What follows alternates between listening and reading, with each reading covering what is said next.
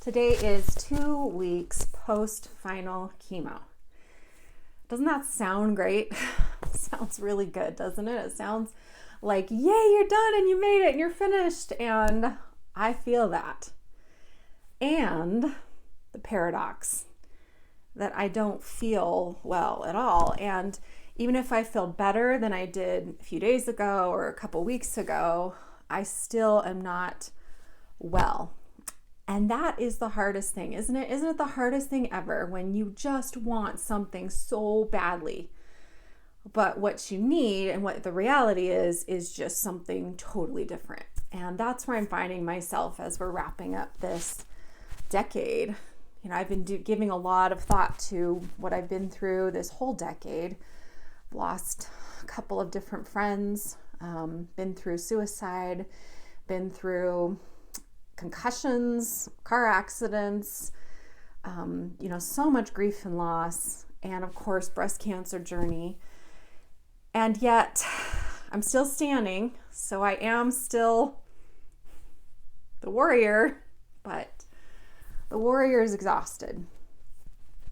And the warrior has been through so many battles that it's time that the warrior just wants to be out of the war. And you know what? The message I keep getting is, but stay armored. And I've been thinking a lot about what is it like to go through cancer.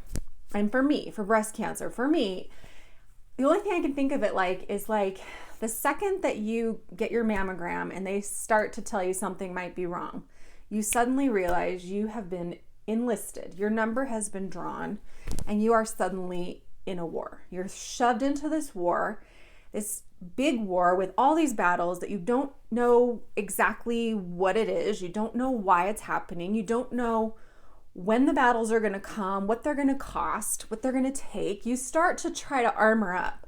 You start to try to protect yourself and be strong and positive and put on a good attitude and get your support system and all these things that are really, really great and helpful.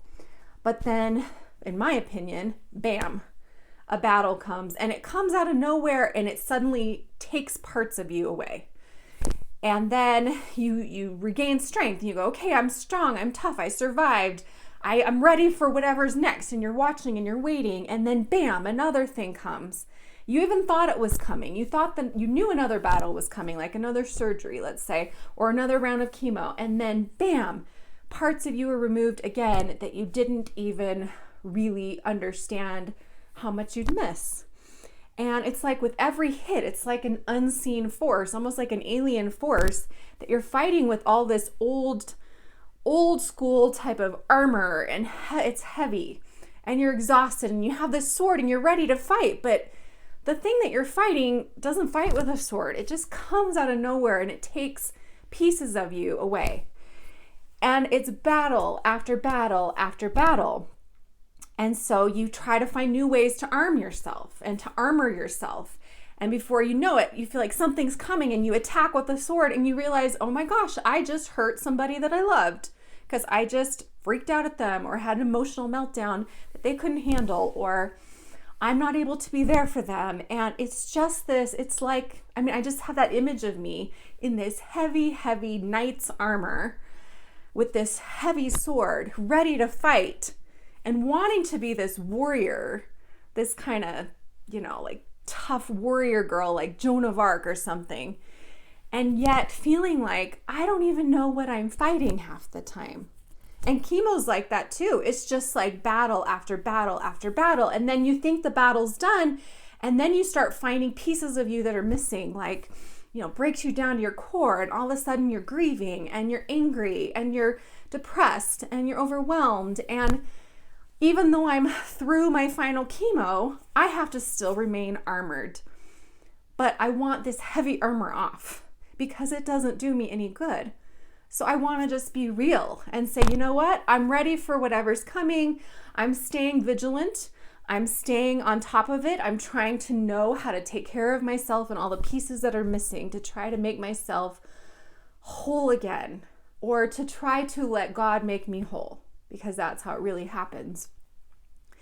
And I want to shed the armor, but boy, am I keeping a shield and a sword ready to go, because at any moment something else can come, like another infection or these crazy bumps in my arm that are happening from my veins being all swollen from all the chemo, or feeling this weekend, finally admitting I think I feel depressed. And I know it's a situational thing because I'm also really grateful.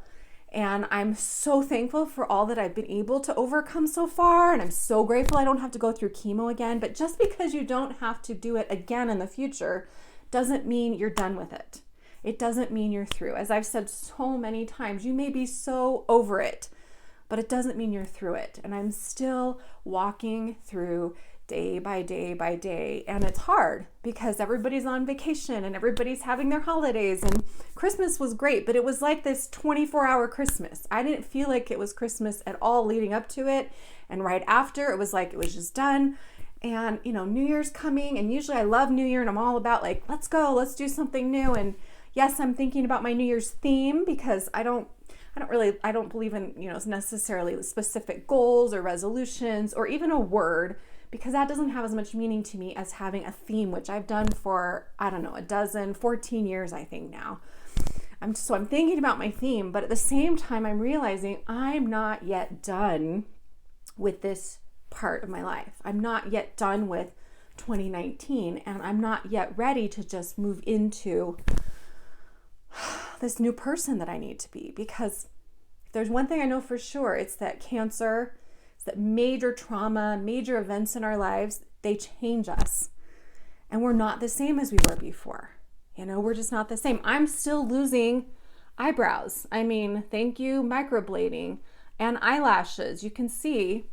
And yes, I still have no nose hairs. And yes, my hair is here, which I'm so grateful for. But you can see, it's still coming out in little pieces and patches underneath, which I'm so grateful I had so much, because you'll never notice.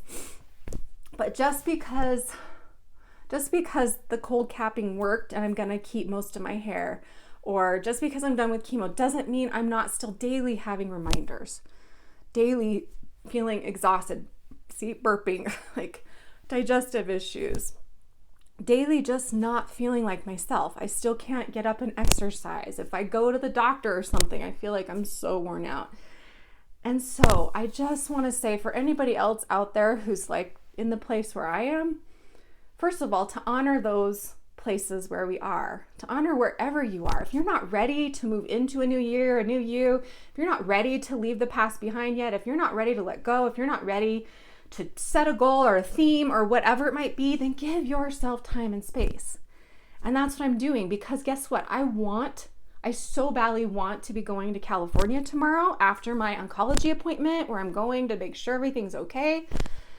I want to go to California with my husband and my daughter and her friends, and I just know that I can't. And that's just answered my own question, because I've been praying to know, and I've been like angry and crying and all over the place, because I'm trying to fight where I am. And instead, why don't we honor where we are? And by honoring where we are right now, we can also honor where we have been and honor where we are going before just jumping in. And I feel so strongly about that. And I know that it's the only way for me right now. I have to just let myself stay down a little bit longer and not go off and have fun yet, even though I so want to feel normal. Honor where we are. And then when we're ready, pick a new theme and honor where we're headed. And you know what? It's okay to have slow and steady growth. That's what I'm seeking. That's what I'm doing with my Replenish Challenge, which honestly I did last year, so I'm not doing anything new for it. I'm just going to take it. But you can join me with it, with my Grow Monthly program that's coming up, and with my Grow coaching group, because we all need to just kind of slow down a little bit and honor where we are. And that's what I'm hoping for all of us this year, or at the end of this year.